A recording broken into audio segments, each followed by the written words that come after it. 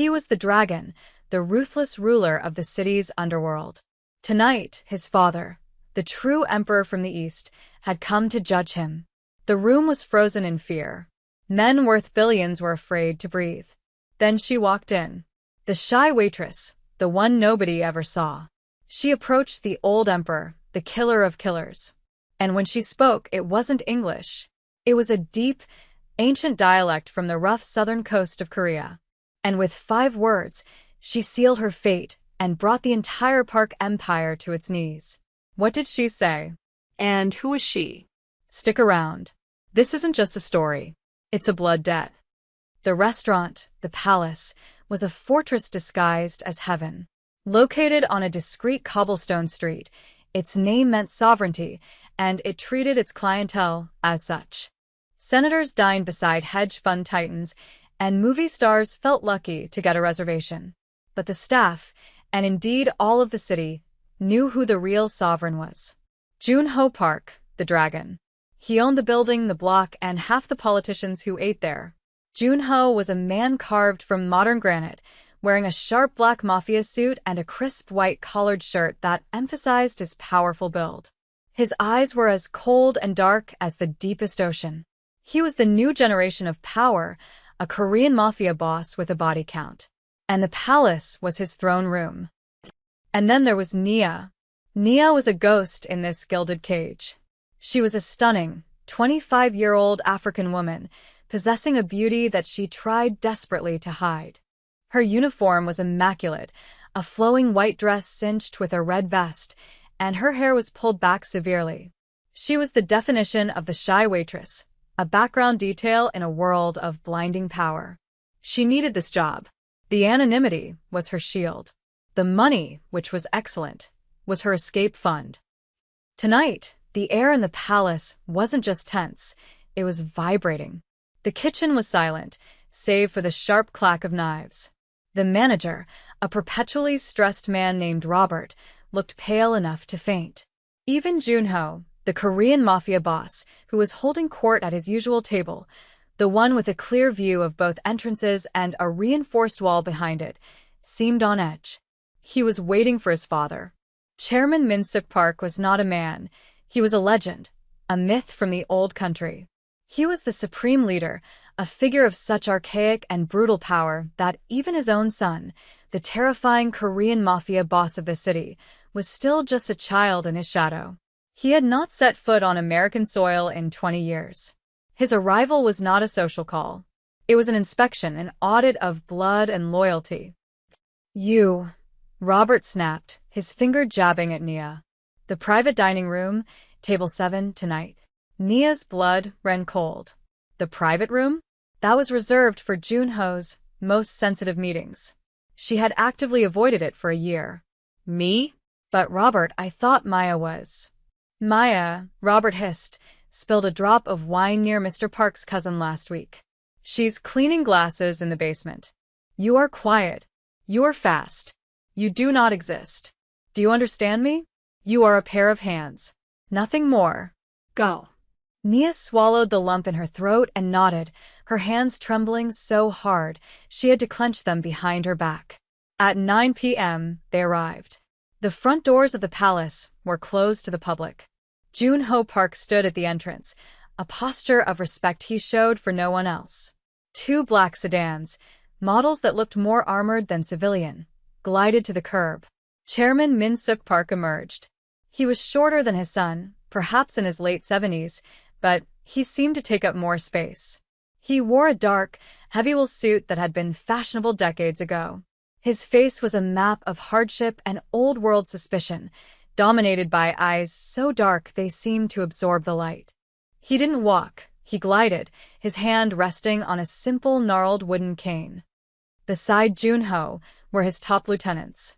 Sangwoo, the snake, a slim, smiling advisor who never blinked, and Daeshik, a man who looked like he'd been built out of spare boulders. They were a portrait of modern mafia power. Chairman Park ignored them all. He walked past his son, giving him only a curt nod, and entered the restaurant. He didn't look at the priceless art or the crystal chandeliers. He simply sniffed the air, as if tasting the restaurant's legitimacy. "He's in a room," Robert whispered to Nia, shoving a silver tray into her hands. "Water, still. No ice, and do not speak unless spoken to." Nia's heart hammered against her ribs. She balanced the tray, the crystal glasses rattling softly. She pushed open the heavy oak door to the private room. The air was thick with smoke and testosterone. Chairman Park was seated at the head of the long table. Junho sat to his right, looking like a prince begging for approval. Sangwoo and Daeshik flanked them. Nia moved to the table, her eyes locked on the polished wood. She poured the water for the chairman first. Her hand was steady, a small miracle. She moved to pour for Junho. "So," Chairman Park said, his voice a low rumble like gravel in a tomb. He wasn't speaking English. He wasn't even speaking proper standard Korean. He was speaking a deep, guttural, countryside dialect, one inflected with the rough history of the coast. He gestured dismissively at the opulent room. "All this. It is yours." Juno stiffened. He replied in a cleaner, more academic version of the language, his American accent detectable. "Yes, father. I built it for the family." The chairman's lip curled in a tiny, almost imperceptible sneer. He hated the clean, standard tongue. It was the language of the politicians who stole from them. It was not the language of their people. "You built this," the chairman said in the dialect, "with American money. It is soft, like you." Junho's face tightened. "The times are different, father." "The times do not change," the chairman grunted. "Men do. They become weak." He turned his gaze to his son's lieutenants. "You surround yourself with children." Sangwoo, the snake, smiled his oily smile. "With respect, Chairman Park. Our reach is global. We have interests in." Chairman Park held up a single liver-spotted hand. Silence fell. He had not given Sangwoo permission to speak. The advisor's blood drained from his face. The chairman looked around the table. He seemed deeply, profoundly disappointed. He felt alien, surrounded by men who had forgotten their roots. He pushed his water glass away in disgust. "Water," he muttered in the dialect. Like a child. He looked up, his black eyes landing on Nia as she stood by the wall, waiting to be dismissed. He saw her only as a piece of furniture, contrasting sharply with the environment in her white dress and red vest. He barked at her, not at his son. "Wine. Red. One that tastes of the earth, not of smoke and chemicals." Immediately, Nia froze. This was the moment, the pivot point of her entire life. She was supposed to nod, terrified, and fetch Robert. She was supposed to be invisible. But the words he spoke, they were the language of her grandmother, the language of her childhood nightmares and her secret lullabies, the language she hadn't spoken aloud in a decade. Junho, embarrassed, began to translate. "He wants wine. Red. I heard him," Nia said. Her voice was soft, but it cut through the cigar smoke like a razor. Junho's head snapped toward her. Sangwoo and Daeshik stared. Nia took one step forward, away from the wall. She was no longer a ghost. She looked directly into the black, merciless eyes of Chairman Min-suk Park. She dipped her head not in a servile bow, but in a gesture of ancient, formal respect. And then, in the same pure, low, rough dialect that the chairman himself had used, she replied. "Good day, Chairman Park." The effect was instantaneous. It was as if a grenade had been rolled silently onto the table. If Nia had pulled a gun, the reaction could not have been more immediate. Daeshik, the muscle, actually flinched, his hand dropping to the weapon beneath his jacket. Sangwoo's slick smile vanished, replaced by a mask of pure shock, his mouth hanging open slightly. Junho, the powerful Korean Mafia boss, went pale. His disbelief was absolute. He looked at Nia as if she had suddenly grown a second head. He stared at this shy waitress, this African woman in a white dress and red vest whom he'd barely registered as human, this creature who cleaned his crumbs and heard the impossible. It wasn't just that she spoke the dialect. It was how she spoke it. She didn't speak with the clumsy, hesitant tongue of a student. She spoke it with the terror and the earth that the chairman had just demanded. Her pronunciation was flawless, invoking the narrow, sun-baked coastal villages, the salt of the sea, the blood in the soil. It was a language of secrets, one meant to exclude the outside world, and she spoke it like she was born to it. But it was Chairman Park's reaction that held the room in a vice. The old man had not moved a muscle, but his eyes, which had been dull with disdain, suddenly ignited. They became sharp, focused, and lethal. He stared at Nia, his gaze so intense it was a physical weight, pinning her to the spot. Nia's heart was a trapped bird against her ribs. But she held his gaze. She had stepped off the cliff. There was no going back. She continued in the dialect, her voice steady, respectful, but infused with a strength that belied her trembling hands. "My name is Nia. It is a true honor to serve you tonight." She then added the line that shattered the silence. "I remember the wine that a man of respect likes. A wine from the old earth, one that has not abandoned its roots." It was a direct, breathtaking echo of the chairman's own complaint. She hadn't just understood him. She had agreed with him, and in doing so, had subtly validated his disgust with the soft American room. Junho, fluent in business Korean but a clumsy tourist in his father's dialect, understood enough to know he had just been insulted by his own waitress, and worse, his father had just been flattered by her. "What the hell is this?" Junho snapped in English, his voice a low growl. "Nia, get out." Nia didn't look at him. Her focus was absolute. It was only on the chairman. Chairman Park raised a single wrinkled finger, silencing his son without a glance. Junho's jaw clamped shut, a muscle twitching in his cheek. He had been publicly overridden. The old chairman leaned forward. The silence in the room was so deep Nia could hear the fizz of the candle wicks. He spoke, his voice softer now, but infinitely more dangerous. "You." Little 1 inch he studied her face, his eyes narrowing. "Where do you come from?" "Who taught you to speak like that?" "This is not the tongue of a waitress. And certainly not one who looks like you." He was testing her. He was asking for her lineage, her city, her family. In their world, this was the only question that mattered. Nia knew she was walking a tightrope over a canyon. She had to give him an answer that was both true and a lie. "I come from here, Chairman," she replied in the dialect. "But my grandmother was from the southern coast. She never spoke a word of English to me. She said the old words had more power. She taught me to respect the men who, like the wine, have not abandoned their roots." The southern coast. The mention hung in the air, thick with a history of blood and iron. It was a place of respect, a heartland of the old ways. The chairman's expression was unreadable. He saw her simple uniform, her clean, unadorned face, and the blazing, terrified intelligence in her eyes. He saw a contradiction that fascinated him. Sangwoo, recovering his composure, decided to intervene. He saw a potential threat, an unknown variable. "Chairman," Sangwoo said, attempting the dialect and failing, his voice sounding thin and weak after Nia's. "She is a servant. She is playing a game. Perhaps she learned a few phrases too." Silence. The chairman roared. The word cracked like a whip. Sangwoo flinched as if struck. Chairman Park's eyes never left Nia. He saw the subtle contempt in her expression as she glanced at Sangwoo. The contempt of a true speaker for a fraud. A slow smile spread across the old chairman's face. It was not a kind smile. It was a smile of discovery, of acquisition. "You," he said to Nia, pointing a finger. "You will bring the wine, the one you choose, and you will pour it." He then looked at his son Junho. "And this child, she will serve my table. Only her, for the rest of the night. Do you understand?" Junho Park, the dragon, the Korean Mafia boss of the city, could only nod. "Yes, father."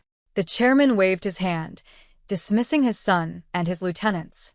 "But not Nia. Leave me, all of you. I will speak with the girl. I want to know about the wine." The order was a tactical bomb. He had dismissed his own son but kept the waitress. It was a calculated humiliation, a demonstration of absolute power. Junho's face was a mask of cold fury. He stood up. Sangwoo and Daeshik followed, their faces a mixture of confusion and anger. They filed out of the room, leaving the most powerful man in the Mafia alone with the shy waitress. The heavy door clicked shut. Nia was alone with Chairman Min Suk Park. He gestured to the chair beside him, his son's chair. "Sit," he commanded in the dialect. Her legs felt like water, but she did as he said. She sat at the table, a servant in the seat of power. The old chairman leaned back, his ancient eyes scrutinizing her, peeling back her layers. "The girl from the coast," he mused, his voice a predator's purr. "It is a place of strong secrets. And you, Nia, you are full of them. Now tell me, who are you?" Outside that door, Junho Park was pacing, his controlled fury radiating in waves. He was humiliated, confused, and dangerously intrigued. His father had kicked him out of his own inner sanctum in favor of a waitress. Inside, the silence was a different animal. It was the patient, ancient silence of a predator. "I am, as I said, Chairman," she replied in a deep dialect. "My name is Nia. My grandmother was Angelica, from the hills overlooking the sea." She was feeding him a curated truth. "Angelica?" The chairman mused, tapping his cane on the marble floor. "I knew many from that region. The Lee family. I do not recall an Angelica. Was she a farmer? A fisherwoman?" "They were nothing, Chairman," Nia said, lowering her eyes. "They were not friends of ours, they were just people. She fled to America after the war with nothing. She died when I was young." "And she taught you the tongue of kings," the chairman finished, his gaze sharp. "She taught you respect, a lesson my son, with all his tall buildings and expensive suits, seems to have forgotten. He was using her. He was already using her as a weapon against his own son." Nia understood this. It was the first move in his own game. "She taught me that roots are all that matter," Nia said softly. She said, "A tree with no roots is just a piece of wood waiting to be burned." The chairman's eyes flared. That was an old proverb. A very old proverb. He hadn't heard it in 30 years. A sudden cold suspicion entered his mind. He looked at her face. Really looked at her, searching past her youth and her simple features. He was looking for a ghost. "Your eyes," he whispered, more to himself than to her. "What was your grandmother's family name before she was married?" Nia's heart stopped. This was the question, the one that could get her killed. I do not know, Chairman." She never spoke of it. She said it was a name of sorrow. The chairman stared at her for a long, agonizing minute. He saw the flicker in her pulse, the way her hand, resting on the table, was perfectly still, too still. He suspected she was lying, but he was captivated by the quality of the lie. "Go," he said abruptly, his voice hard again. "Bring me the wine, the one you promised, the one with roots." Nia stood. She gave him the same respectful nod. "Yes, Chairman." She walked to the door, her spine rigid. As her hand touched the brass handle, he spoke again. "From now on, little one, you do not serve anyone else. You are not a waitress. You are my translator. My son's American tongue is an insult. You will be my voice." She nodded, not daring to speak, and slipped out the door. The hallway felt like a war zone. Junho was there, as she knew he would be. Sangwoo and Daeshik were 10 feet behind him. Junho grabbed her arm. His grip was steel. He spun her around and slammed her against the flocked wallpaper. His handsome face was dark with a rage that was part jealousy, part suspicion. "What game are you playing?" he hissed in English. "Who are you?" "What did you say to him?" Nia had faced the emperor. His son, for all his power as the Korean Mafia boss, was just a shadow. She looked at the hand on her arm. Then she looked into his cold, dark eyes. The shy waitress was gone. The woman who had just survived the chairman was in her place. "Take your hand off me, Mr. Park," she said. Her voice was quiet, but it was not soft. Junho was so surprised, his grip loosened for a fraction of a second. It was all she needed. She wrenched her arm free. "I am playing no game," she said, her voice clear and strong. "I am here to serve. Your father asked me a question." I answered it in a language he respects. She let the barb hang in the air. You are a nobody, Sangwoo sneered, stepping forward. A little rat. What did you tell him? Nia turned her gaze on Sangwoo. I told him the truth, advisor. Perhaps you should try it. He might find it refreshing. Sangwoo's face went purple. Daeshik took a step, his hand balling into a fist. Enough. Juno commanded. He was looking at Nia with new, confused eyes. The fear he expected to see in her was gone. It had been replaced by something else. Contempt. What did he want? Junho demanded, his voice strained. He wants wine, Nia said, smoothing her red vest. And I am to be his translator. He finds your Korean lacking. She didn't wait for a response. She turned and walked down the hall toward the wine cellar, her steps measured and confident. She left Junho Park standing in the hallway of his own restaurant, his two most dangerous men at his side, all of them staring after her, completely and utterly thrown off their axis. Junho watched her go, his mind racing. Who was she? A spy from another family? A plant? A simple waitress who just happened to know a near-dead dialect? No, he didn't believe in coincidences. He turned to Sangwoo. His voice was ice. Find out who she is. I don't mean her name. I mean who she is. I want to know where she was born. I want to know the name of her grandmother's dog. I want to know what she ate for breakfast. I want everything. Now. Sangwoo, the snake, nodded. Consider it done, boss. But as Sangwoo walked away, a new thought entered his mind. The chairman had taken a liking to this girl. The chairman was old world. If this girl was special, she could become a new power center, a threat to his position. Sangwoo decided he wouldn't just find out who she was. He would find a way to use her, or, if necessary, a way to remove her. For the next 3 days, the palace was a court in flux. The power dynamic had been shattered. Nia was no longer just a waitress. She was the chairman's shadow. She was at Min-suk's side from the moment he woke until he retired. She sat in on meetings with Junho's captains, a silent figure standing behind the old man's chair, translating Junho's modern business speak and quarterly projections into the dialect of blood, territory, and honor. And she translated the chairman's replies.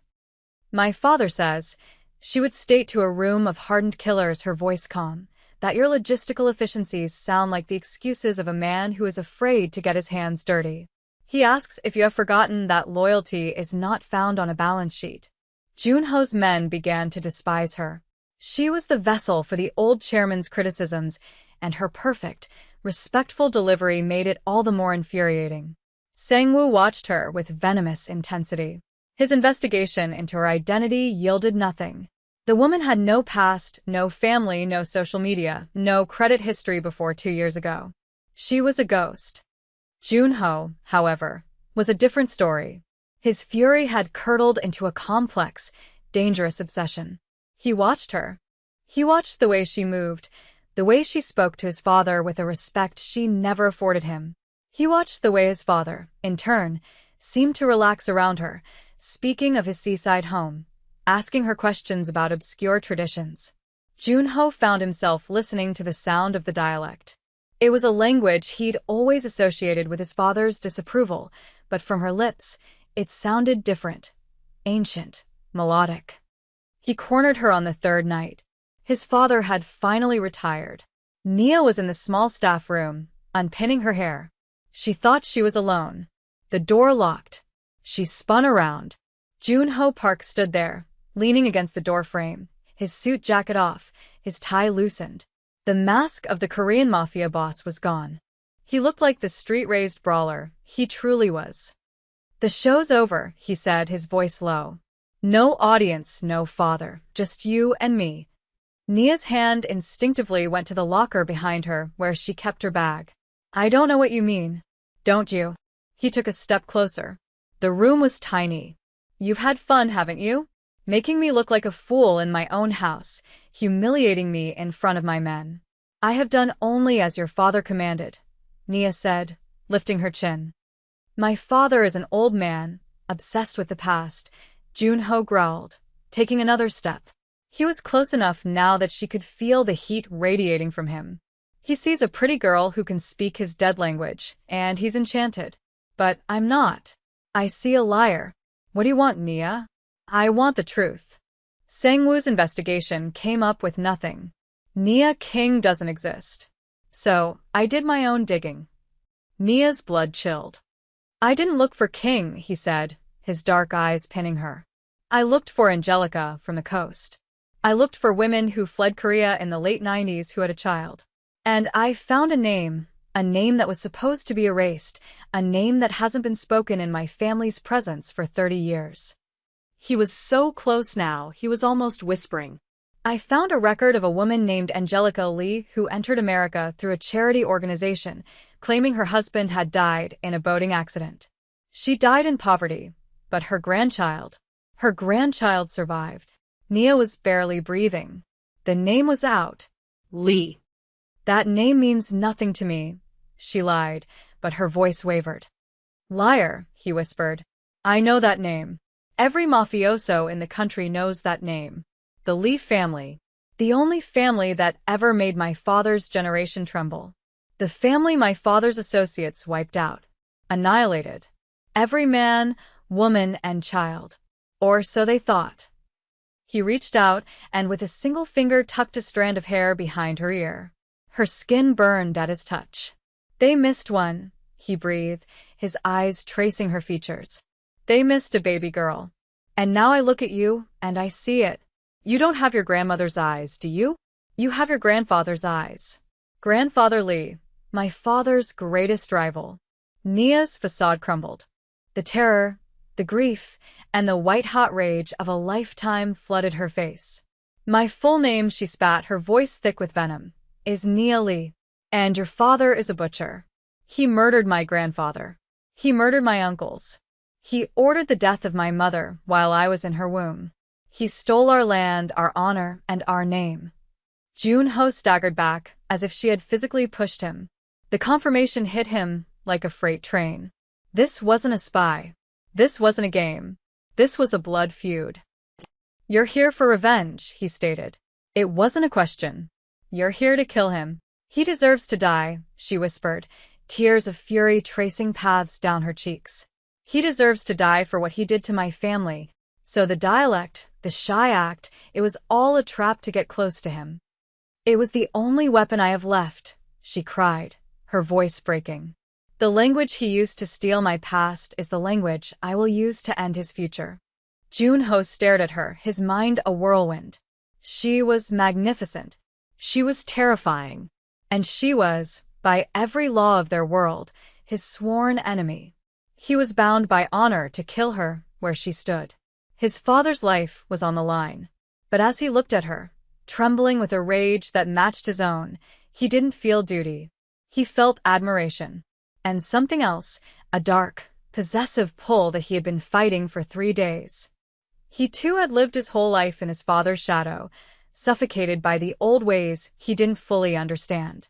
And here was a woman who had mastered those ways, not to serve them, but to destroy them. He will find you out, Jun-ho said, his voice raw. He's not a fool. He's already suspicious. He's looking for the ghost. He'll put it together. Let him, Nia said, wiping her face. I'm not afraid of him. You should be. Jun-ho took a step, closing the distance again. The energy between them was electric, a mix of hatred and a volatile, undeniable attraction. He's my father. My duty is to him. I should walk out that door and tell him there is a Lee in his house and let him put a bullet in your head. Then do it, she challenged, her dark eyes flashing. Or are you, like he said, too soft? That was the spark. Jun-ho moved so fast, she didn't have time to react. He didn't hit her. He pressed her back against the lockers, one hand bracing the metal by her head, his body caging hers. His face was inches from hers. Don't, he whispered, ever call me soft. What's the plan, Nia Lee? He murmured. A knife? Poison in his wine? You're the one serving him after all. You don't want to know, she breathed. I think I do, his gaze dropped to her mouth. Because I have a problem. Half of me knows I have to kill you. And the other half wants to watch you succeed. Before she could process the treason in his words, the door to the staff room rattled. A key slid into the lock. Junho and Nia sprang apart, their expressions shifting to cold neutrality. The door opened. Sangwoo stood there, a thin, triumphant smile on his face. He held a small manila envelope in his hand. "My apologies, boss," Sangwoo said, his eyes sliding from Junho to Nia and back, noting their proximity. "But my associate overseas finally came through. I thought you'd want to see this immediately." Sangwoo's smile widened. He tapped the envelope. "It's funny what you find when you stop looking for King and start looking for ghosts.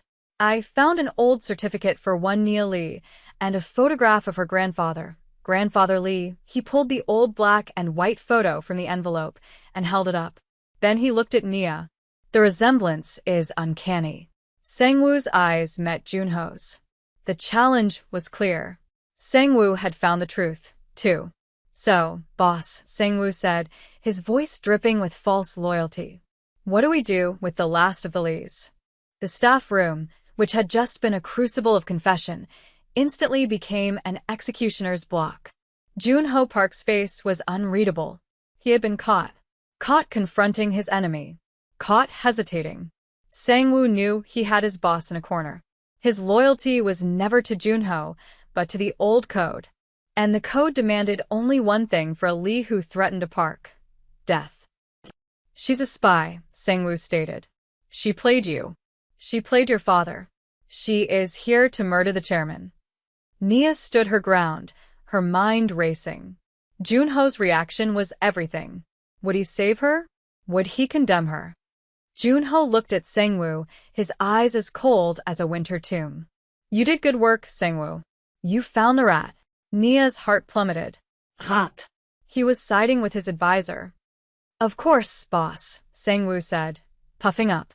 "I'll have Daeshik take her to the river. No one will ever know." "You won't have Daeshik do anything," Junho said slowly, pulling his suit jacket back on. He was the Korean Mafia boss again. "You will not breathe a word of this. Not to Daeshik, and especially not to my father." Sangwoo's smile faltered. "Boss, with respect. She's a Lee. It's a blood feud. It's my decision." Junho's nepped. "This is my city, my restaurant, and my father. I will handle this." "Handle her?" Sangwoo was incredulous. "Junho, she's a threat. The chairman's life is my concern." Silence. Junho roared. He grabbed Sangwoo by the lapels, slamming him against the lockers. "You listen to me. You are loyal to me, not to my father, not to the old ways. I give the orders. You will go back out there. You will forget this photograph, and you will forget her name. If you breathe a word of this to anyone, I will personally cut your tongue out. Am I understood?" Sangwoo, his face pale, nodded. "Yes." "Yes, boss." "Good. Now get out. I'm handling her." Junho released him. Sangwoo, humiliated and seething, gave Nia one last venomous look before backing out of the room and closing the door. "Why?" Nia breathed. "You should have let him take me." "I told you," Junho said, turning to her. "Half of me wants to watch you succeed." "You're committing treason," she whispered, "against your own father." "My father's world is dying," Junho said. "He sits in his villa, judging me for being soft while I run a global empire. He talks of honor and blood, but he's just a man clinging to a past that's gone. This blood feud, the massacre, I grew up hearing about it. The story was that your grandfather betrayed my father, and my father acted. He murdered them. He wiped out an entire line." Nia spat. "Do you know what that's like? To be the son of that? To know your entire life, your wealth, this restaurant, is built on the bones of children? I have lived with that blood debt my entire life. And then you walk in. The one ghost he missed. You're not just here for your revenge, Nia. You're here for mine." Nia was stunned. "Your revenge?" "I hate him," Junho whispered. "I hate what he represents. I hate that he will never see me as anything but a soft American. By protecting you, I'm finally choosing my own side." He reached into his jacket and pulled out his gun. "A blood debt must be paid in blood. You can't kill him. You're a waitress, and he's surrounded by guards. But he looked at her, his face a mask of grim resolve. I can. You would kill your own father? My father died 30 years ago in that massacre, Junho said. The man upstairs is just a monster. You came here to end the park line. Fine. Let's end it together tonight.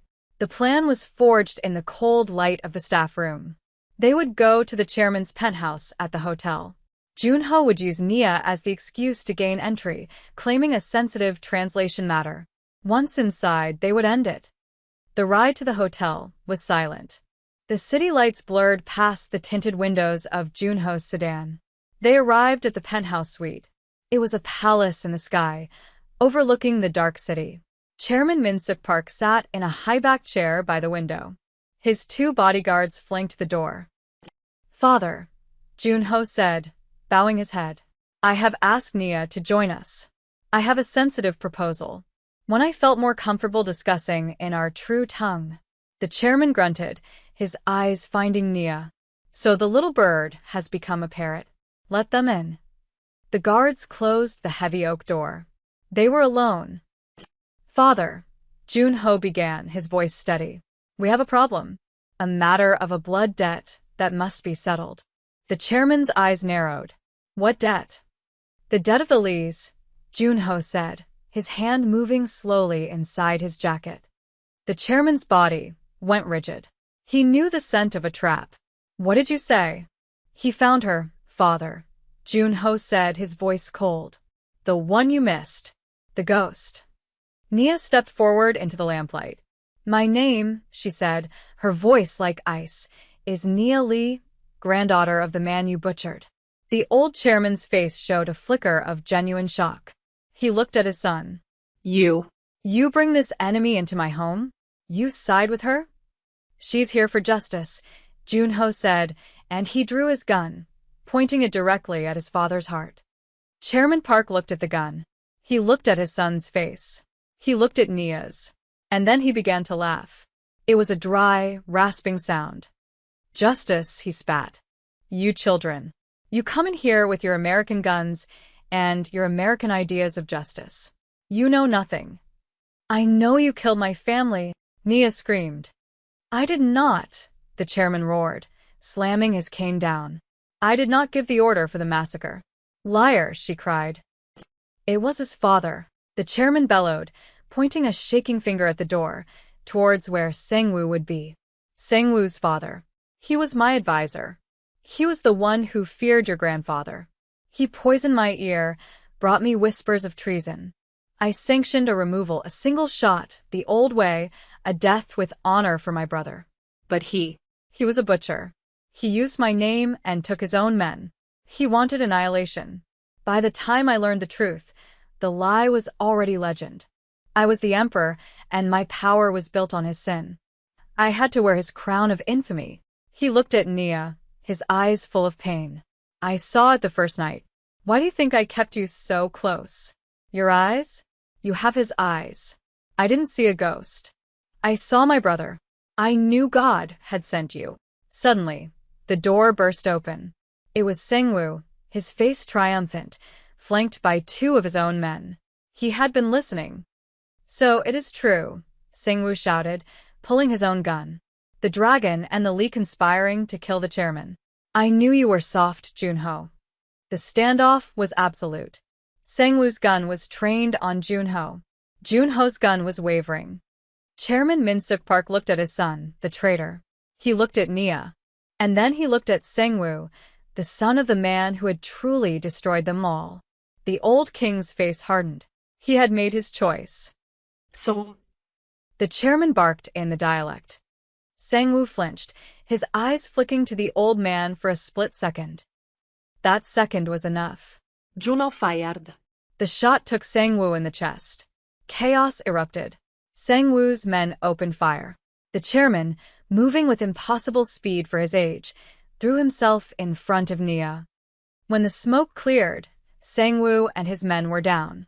Junho stood amidst the carnage, smoke rising from his barrel. But on the floor, Chairman Park lay gasping, a red stain spreading on his chest. Nia fell to her knees beside him. The man she had hated her whole life had taken the bullet meant for her. The debt, the chairman wheezed, looking at Nia. Is it paid? Nia took his hand, her tears falling on his rough skin. It is paid, chairman. He looked at his son. You are not soft, he whispered. And then the old emperor was gone. The door opened. The two loyal bodyguards saw the carnage.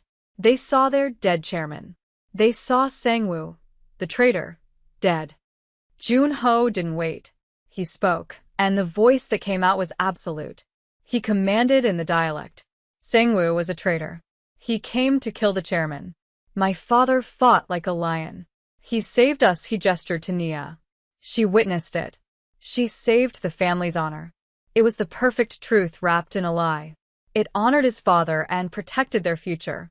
The guards bowed their heads. We serve you, boss. After giving the order to clean the mess, Jun-ho took Nia's hand. They walked out of the hotel as the first gray light of dawn broke over the city. It's over, she whispered. The feud is, he replied. My father paid the debt. You're free, Nia. She looked at the skyline, then at him.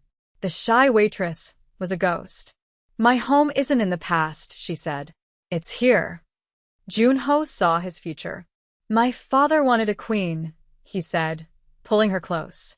He spoke of a new family, an alliance. The Park and the Lee united. He kissed her, sealing the new dynasty. The next night, the palace had a new sovereign. Jun-ho Park, the Korean Mafia boss, sat at table 1. And at his right hand, in the seat of power, sat his queen, wearing a white dress and red vest, a reminder of where she came from. And just like that, the shy waitress proved that the old words have power. She didn't just get revenge. She rewrote history.